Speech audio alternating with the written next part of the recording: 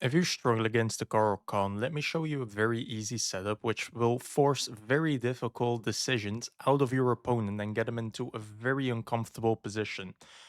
I will crush my opponent in like 20 moves, and if you want to learn how to do it, I'm making a course on it, will be out. I am currently recording or trying to record the first few videos for a video code course.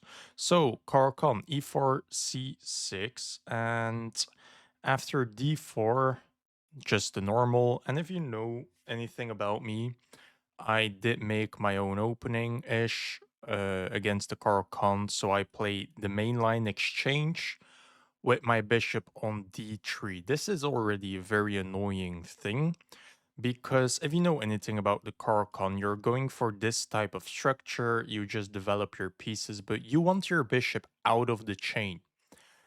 And this bishop is very annoying stopping that.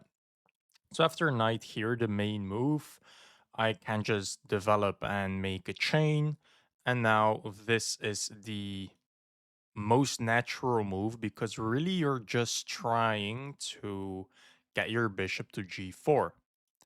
So I stopped that with h3, and this is the Lanckriet system basically. So my opponent found that after a long thought, and we got here. My opponent subscribed, by the way, shout out to him. Um, and here already, very annoying decision because you're not getting the bishop out at all. And you really want your chain. The one thing you could do is g6, and a6 is apparently a thing to just bulldoze me and try to launch an attack instantly. Best move is a5, and I'll show you in my course. So we are in my course now. e4, that's annoying. Give me a second. E4. That's very annoying. I'm keeping bloopers. I don't care. Oh, like this? Not like this. Um, hello? Like this? E4 like that. Yeah, okay, this is it. So this is the position we are in, and after bishop to d3, a lot of moves can be played, but maybe, I mean, just 2 knight moves, but... And now we just defend our center. This is exactly what happened, and here you play h3, and as you cannot see because of my camera, I included 6 moves here. The best move, e5, e6, very natural move, going for the chain and thinking, okay, so what? Let's play French. Queen to c7. Queen to c7 basically prepares e5, but you can play e5 instantly, so it doesn't really make the most sense. But in a lot of positions, you will see queen to c7 fighting for e5. You also have g6 trying to develop the bishop to f5 forcefully, and then e5, the best move. And yeah, okay. So let's say he's would play e5. We just take, go for a setup like this. That again is the best move. We just develop, castle, and play against the isolated pawns. So everything you see is like maneuvering the pieces to control one of these 2 squares. So now we control it with a knight and a pawn, tempo on the bishop. We will get our rook to control both. We can blockade it with the knight, and that is just play against this pawn if you can. You, for example, in the line where he plays e6, should develop the knight first. Then I included this. We can just castle. And our plan here is just activate all of our pieces, but our pieces should be activated controlling e5. Our opponent should really still play e5, so the move e6 doesn't really make sense. You will never find yourself in a position with e6 and then he's fighting for e5 very aggressively. But that's really what he should do. The best move in this position is actually knight to f7, trying to play e5. In this position, we cannot stop e5, and after e5, we can still just take, move our bishop back, as in the e5 line, now we have this isolated pawn, and we already control it very well. Our knight will come here, rook could come here. I have a whole sample line, not in this line, but I included a lot of sample lines for you to know the actual plans. So, for example, if he does this, still preparing e5, that is really his only plan. We again cannot stop it. Take, move the bishop as always. And this is, for example, a weird line where the best move is just to go after the bishop. And he cannot really do anything about it. If we take, if he takes with the rook, this is still weak. If he takes like that, that's a weak pawn. We always have a weakness. His best move is actually playing h6 with a tempo, but we want to trade it anyway. Here, there was a reason that he couldn't take with the pawn. I think it just weakened the light squares too much, or there was a tactic already, but I don't have the time to look for it. But the engine says you have to take with the rook here. Then you can pin the pawn to the rook. So he has to defend again. We can just challenge this knight now. Keep developing, keep blockading. The rook is, by the way, almost trapped. Only has 2 squares. And you cannot really trade here. I mean, it's a example line, so this is just what the engine says we should do, and then some natural blunders I saw. So here we just move in our knight with a tempo on the rook. He has to save it. We can fork queen and rook, bishop. And after this, we have a little tactic. The queen is defending the knight, the bishop, and the pawn. So we can take this. You have to take with the pawn, because if you take with the queen, we take here with another attack on the queen. So we have to take with a pawn. We can take the bishop. He takes our knight, and this is a free pawn. Now we have a bishop for knight advantage. We can develop our rook with a tempo if he's not careful. And we just have a queenside majority. So if you get to some position like this, if you have a queenside majority, you have a winning position, but not a win condition yet. That is a very repetitive thing that I say to all of my students. You have a winning position, but not a win condition. A win condition is either a checkmating attack or a passed pawn. So you should pressure these pawns, push these pawns, make a pawn break so you have a passed pawn. And if you have a passed pawn, then you have a win condition. And then you have to push through promotion. That is your endgame plan in this sample line. So let's go back to some other variations. This is only 8 minutes. So let's say he just wastes a bit of time. This is not really a good move, but it does make sense to just try to stop us here, get a knight in, blunt our bishop. It does make sense. And this is one of the weird lines where we have to play c4. Very difficult to find. And after takes and takes, we have an isolated pawn now, but it's fine. He can even attack our rook. Getting out of this attack, we can just move. He develops, we develop. He develops again, pressuring this pawn. Kick the bishop, has to go back. We can take the knight, otherwise this would be on. This would be under fire. If takes with the queen, this just doesn't look human, and we can probably do something there, like just getting our knight in with an attack and stuff. So really taking with the pawn is advised, but now we have 2 targets. Just freeze the targets in place. He develops. We just gotta give him the bishop if he wants to. We shuffle a bit and go for this pawn. So he has to sack it. We just take. Yes, this is a line where we basically blunder a bishop, but the rook is hanging. So he cannot take it. Very easy to miss. If he plays the actual best move, uh, we can just move our king. We won a bishop. We have a win. We won a pawn. We have a win condition. We're up one pawn, our pieces are active. I included the whole sample line. The engine says we have to play rook c2. That doesn't really make sense. Why did we shuffle? But it's just a sample line. We have a great position in this variation at least. So this is a bit in my course. Let's look for another weird line. Let's say g6. That's a very unique line. Here we just develop the bishop, stopping e5, and we cannot stop you from trading the bishops.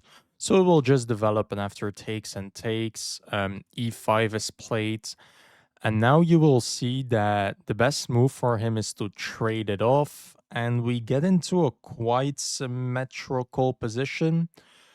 Ish, we are missing an e pawn for a c pawn. Other than that, it's very symmetrical. We both castle. Here he has 4 variations, by the way. But we will, in most cases, get a nasty attack and just wait for his mistake. We have a lot of improving moves left.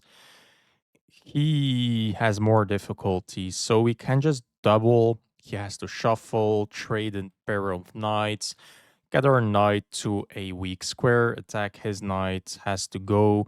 And in this much of a locked center, this is, by the way, an ID. So that's another ID I'm learning you in the course. You can pawn storm on the king side if the center is actually very, very locked. And even allow some queen infiltration. And here you have to find a quite difficult move. It is queen to h3, defending everything. He has to prepare e5. We can move this. He has to try and attack us here. And with knight to d3, it looks a bit weird. We did this, this, and that. That looks absolutely stupid. But the thing is, we're just kicking the queen, and the queen has to go now. We cover everything close to our king, so it has to go all the way back, and now we can attack. And there is a... I think this is one of my favorite lines in this. I'll just shuffle through with a bit less commentary, but beautiful moves like rook to g6. We cannot defend this pawn, but we can block the queen off. Very beautiful move. We're just entering everywhere. He has to defend this probably, but we can sack the rook because the knight is undefended. After takes, we have this. Now this is aligned, this is blocked. We can always take with a check. A lot of tactics. He has to counterattack our queen. Only move to kind of survive, but you're still losing. And after takes and takes, we can just stay on the diagonal and he's still screwed. He can even take, I mean, he has to sack the rook here, which again is very difficult to just do this. And again, a very beautiful move. You could take and take, be up a knight for a pawn, or you take this first with a check because of the pin, then the king has to move, and only now we trade, and we win another pawn. So just blockade this, hunt these pawns, you will create a passed pawn, you already have a passed pawn, and push, push. Very, very beautiful line. There is one which is even more disgusting, but it's not here. I'll look for it. I'll look for it. I mean, another beautiful line in the g6 variation after this trade, castles, castles, and here you have the move knight goes back, and after this little shuffle, wait, that is the variation we just got, my bad. It was in this variation with a6. We just get in, attack the knight, he has to go back, we can take and take, double our rooks. The best move is just to go back, supporting a pawn break. We double the rooks. He gets his minority attack in, and we just go for the attack. We don't care. He takes with an attack, so you would just take back. We do. He can take the open file, get all the infiltration he wants. We don't care. Just h5. Push through. He infiltrates, attacking the knight, attacking the pawn. That's just a fork. We save our knight. He takes the pawn, h6. This is checkmate, so the queen is forced back, stopping that ID. Now we get our knight very active. Awesome diagonal. And he has to go back, activating, sacking a pawn, but he has to take the open file, probably to defend and to retreat if he needs some attack. And we have knight to d7, brilliant move. If he takes, we get our queen in, and that's a forced checkmate. You cannot stop checkmate. So he has to move the rook. What do? We have check. He has to move the king, and we sack our knight. Again, brilliant move. He takes with the rook, we take with the queen, and after takes, take, and take, we traded basically every piece, and we just got a pawn. This is an equal position, by the way, material-wise, except we have a weakness. He has a passed pawn. The problem really is that the weakness of his king. And now you see that this pawn works together very well with his rook.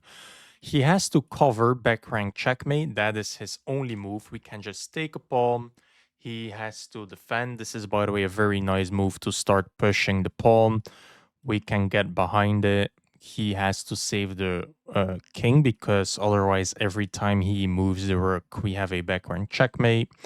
We can take this pawn and just slowly blockade the pawn. And now we have two protected passed pawns. Just bring the king, push it back. We can trade, even sack this pawn. There is nothing here. We are up 2 pawns, and the sample line stops here.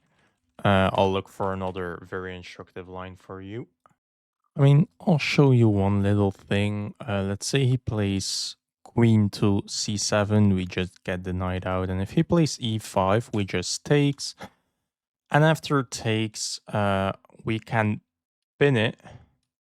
And he's forced to play knight to d7. After knight to d7, we just castle, bishop out, rook goes here. Take, and we just have a nice position. Our bishops are incredible. We can sack a pawn. If he takes it, we can just push. That is a threat. So he castles out of it. We can attack the queen, giving up another pawn, and this is left hanging.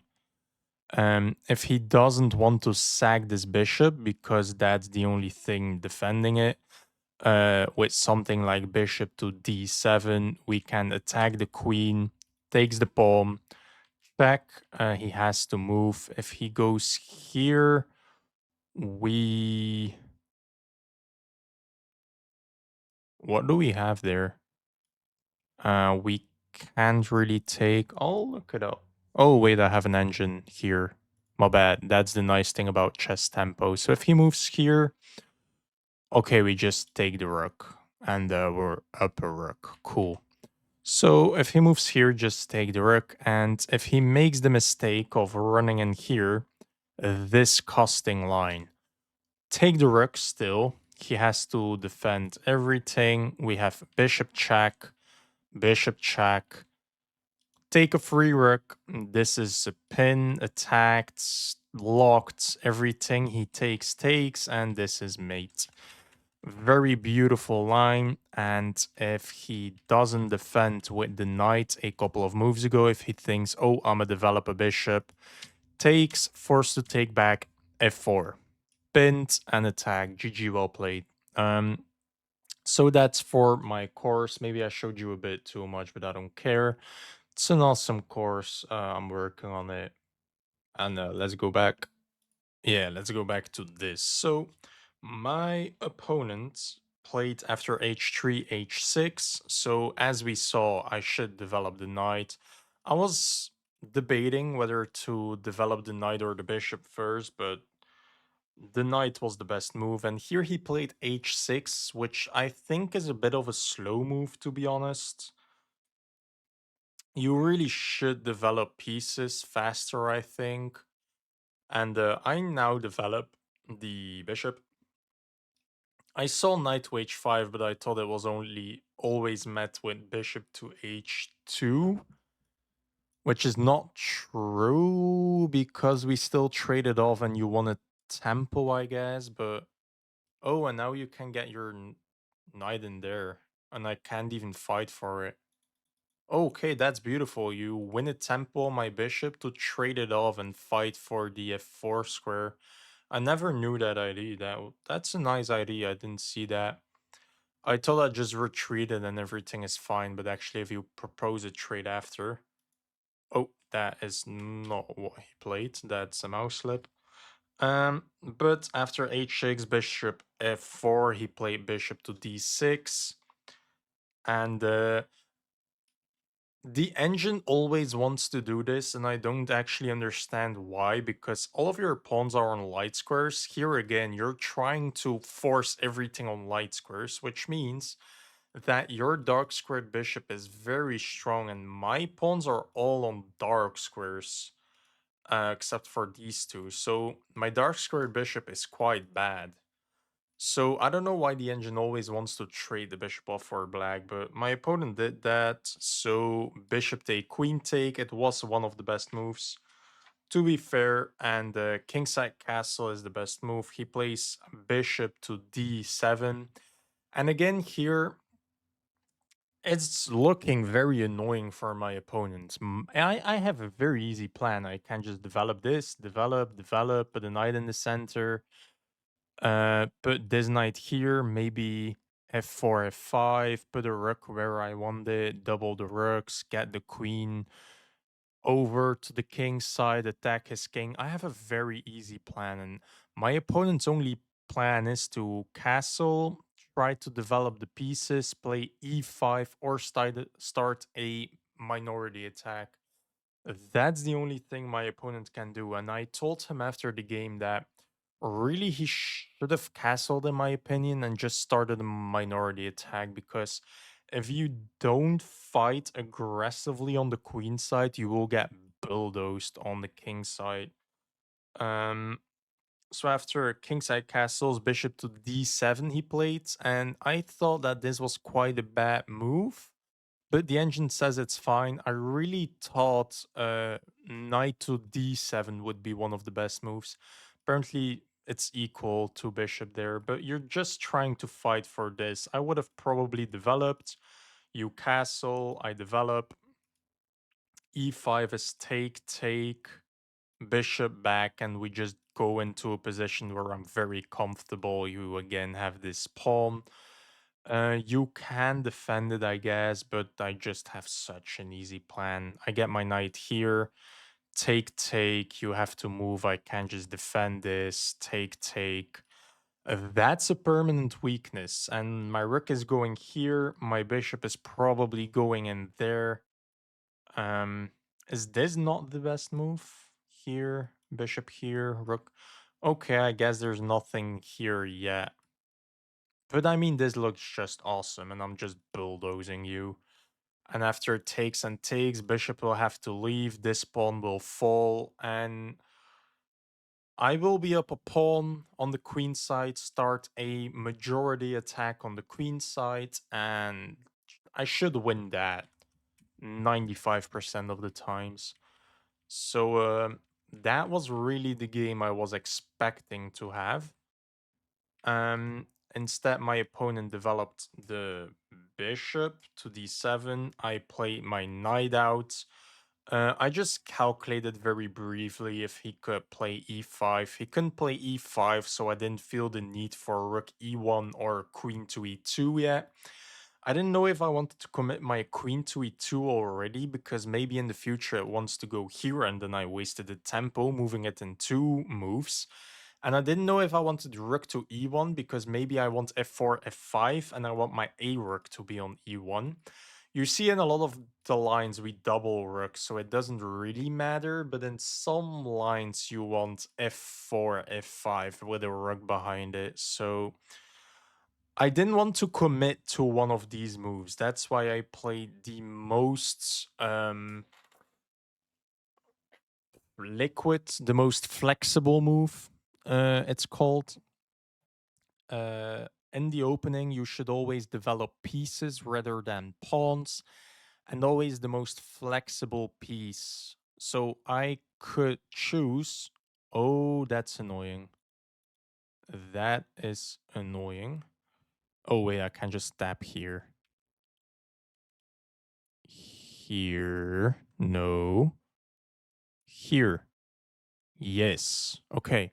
So in this position, I could choose between one, two, or three developing moves, which I think are logical, and a pawn move. The pawn move I immediately want to liquidate.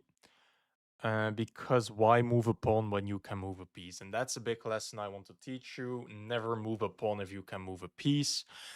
And now I see three developing moves that make sense. This is also a thing, probably trying to go here, but moving your knight towards the outlines when you can just move a knight to the center, probably like 75% of the times, if not 90 actually, you should move it towards the center. So I have like three moves, but maybe this queen wants to go here. Maybe it wants to go to one of these. So I don't know if I really want my queen to e2. This rook could go to e2, but maybe it wants to stay on f1, and this rook wants to go to e2. But I know in every single line, my knight will go to d2 for sure. That's why I do it first, because that's the most flexible move. I don't have to defend anything. I'm not forced to do anything. I don't have to stop e5 because e5 cannot be played. It's just takes, takes, takes, takes, and I pin your queen to the king. And GG, you already have to play knight to e4 not to lose a queen. And I could, by the way, take, and with a knight here, that's actually very beautiful because I control the e4 square. I didn't even see this. So what I was calculating was this, right? Take, and after takes and takes, I can pin your queen to the king. Your only way to not lose a queen is this, and then I just take. Because after takes, I can take with the rook, and you have the same problem again.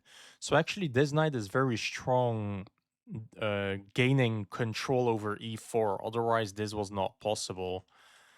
I didn't see that idea in the game. That's beautiful. But this is the most liquid, the most flexible move. I'm quite sure my knight wants to go there.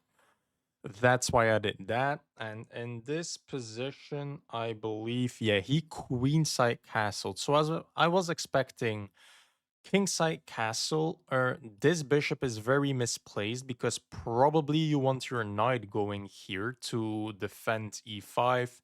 You want the rook on e1, very much trying to play e5. This bishop is misplaced, but you still should kingside castle, king e1, maybe rook e1 I meant, rook e2, rook e1, maybe trying to play e5 so you have something of a plan. But really my opponent queenside castled, which I thought it would be 1.6, 1.7-ish. It's 1.8, so fair enough. So now the one problem is that this attack only takes two moves. And that's really something you should learn as well. If you want to attack your opponent, then your opponent wants to attack you, just look at how many moves does he need. And the engine finds b4 to play b5. Now I attack the knight already, and that makes my attack way faster. So I should have found b4, b5. I did think about it, but after b4, b5, knight can move, and I didn't really see a continuation, except for c4 to break open the c file. But after king to b8, I don't know. I didn't really see a continuation. Probably a4, a5, and pushing. And then I create an anchor on c7. I can play a rook to c7. Yeah, that looks strong. Fair enough. But I thought that's too slow, so I played c4 instantly, and here not even winning anymore, which is quite weird. So he played rook d to e8. He really should counterattack me. If he just lets my attack land, he will get bludgeoned. And this again, how many tempo do I need to attack him? 1, 0, because you have to recapture. And really, where is my attack? You have 1. I can do this. You can slide out of the way if you're scared. And where is my attack? I need 2 moves more to prepare. So probably I need 2 moves to get my pawn here. You can just move your knight. So only 1 move again because you had to waste the tempo. So that takes 1 move. And then I need 1, 2, 3. So you can spend 1 move, so I'm again 3 moves behind. So you have 3 moves until I can get my rook into c7, and I'm not even sure there is an attack there. You only need like 1, 2, take, push. This one is 3. But you can get a rook in here, maybe try to fight for that. Your attack is faster. That's why my opponent should have played g5. He played rook d to e8. And here I was considering a lot of things. So I really wanted to take, I wanted to push. I wanted to push the pawn, but I didn't really see my continuation after knight takes with an attack on the bishop. I was thinking about rook to e1, but then I saw that e5 can still be played because after takes, knight takes, if I take with the knight, take with the rook, rook takes, queen takes. I don't know what I'm doing there. I can play my knight here, gain a tempo, but that's it. I don't see what I'm doing there. He just moves the queen. I can take. He has way more pieces in the center. I don't see what I'm doing there. So I saw push, I saw takes, b4 I didn't understand, rook e1 didn't do much in my eyes, queen to e2 maybe, but that's not a flexible move.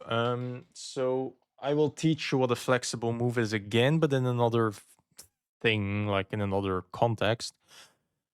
My queen on e2 is looking at some things, but maybe my queen in the future wants to go to b3 and a4. So always, if you commit a piece to a square, you should think about how certain am I that that piece never wants to go anywhere else. And that's a flexible move. If my queen wants to go here in any variation and doesn't have any other plan, never, I would have played e2, but maybe my queen wants to go to one of these two. Maybe it wants to go to c2, aligned with my rook. So this is not a flexible move. So here I played rook to c1, intending to take, opening the rook with a pin. I'm attacking here, so you have to waste the time. So I take. That's 1 move, but I have a threat, so you have to give back 1 move, which means that that's a free tempo, and then I should have some threats, some pressure, maybe get a knight here with a tempo on the queen, maybe get my knight to c5, grab the bishop maybe fight for an endgame where I have the only bishop. And here my opponent finds one of the best moves, g5, going for a counterplay. That's a very good move, cannot lie. And here apparently I go quite wrong. So this takes a move, but I have to react. Then you can do this, which takes a move. And you do have some pressure, but I don't really have to react. So this takes 1 tempo. Again, rook to e1 is a good move, but that doesn't actually stop e5. And I was really thinking about this. e5, take. And after take, rook takes, queen takes, you can still launch your attack, so I'm not sure what I'm doing there. So I played queen to g4, which blunders my complete advantage, which is crazy. I was calculating a long while because this also sets a trap. This pawn is undefended except for my knight, but you do it with an attack on the bishop, but you can take my knight with a check. So it looks like this. I have to move my queen somewhere, and now you can take with a check. I take back, you take, I take. And after it takes and takes, you can just run and you are up a pawn. GG. So that looks nice. The one thing is that if you align your knight like this, I can take with a discovery check, a discovery attack, and you cannot go back because my pawn controls that. So you basically have to capture back, but you cannot because of this. So you have to move, and now this is a free knight, which is a disgusting trap. And the difference between setting a trap and straight up hope chess is that I thought at least that if he doesn't fall for the trap, I still have an awesome position. Apparently, I'm wrong, and after this, he is totally fine. And I still thought takes, knight takes. I was preparing this. I thought you have to go back. I can put my knight in here. And this is awesome because if you move, I can take. You have to take. And yeah, this looks like an awesome position. Apparently, there's nothing here. I mean, I'm scoping you from all sides of the board. I can get my rook in almost, but you do cover everything. So maybe rook here, get my queen somewhere, align this. It looks fantastic, but apparently there's nothing here. So I did misevaluate that. Luckily enough for me, my opponent didn't find queen to be a king to be 8. And after that, he plays a6. A6 stops some of my pressure. So I'm willing to take, pinning this, attacking that. So I thought king to b8, but I still thought I had a very good attack here, but I really don't apparently. And here my only move is to take the pawn, and I did see it. So c takes, attacking the knight with a pin. So you are forced to take back. I did calculate a lot of sequences with queen takes and potential sacrifices or attacks like this, maybe just my knight coming in closer, sacrifices, pushing pawns, I don't know, a lot of things. But he did take with the knight, which is the best move. And from here, um I could sack my bishop already. I didn't. So after takes and takes, I have this pin and I can play knight to e5, attack here, attack here. And I really thought about this move, by the way. But apparently I can just sacrifice the full house. Take with the queen, fair enough. I thought about that move a time ago too. I thought about knight to e4, but I was quite annoyed with queen to b4. Um, so I should have just sacked my bishop here. So take. If you take back, I can attack everything. You can defend, but then I trap your queen? Here, check. And you just have to sack because otherwise you will get royal forked. And if you go here, you get checkmated. And if you go here, you still get checkmated. And lose the bishop. And this is almost mate. And that will be a royal fork almost. Damn, my position is so good. I didn't even notice. After knight takes, I play knight to e5. And I mean pin, attack, attack. The best move is king to b8 again. But he was scared of this fork. So he really has to give up the fork. He didn't, and now I still sacked my bishop. If you take, I can take with a check, you move. I give a check again because of the pin, you move. Then I can take with an attack on the queen, and after takes, I have maiden 4.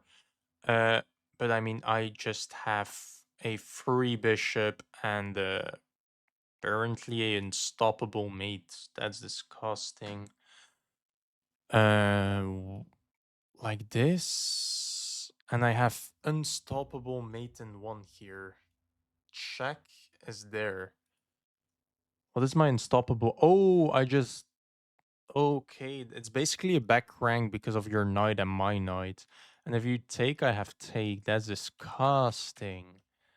Sick. That's disgusting. Okay, so I sacked my bishop. He played king to d8. And here I took again. So the thing is, this is now unpinned, so my knight is kind of hanging. I took 2 pawns. This is under attack. So he took, but that has one major flaw.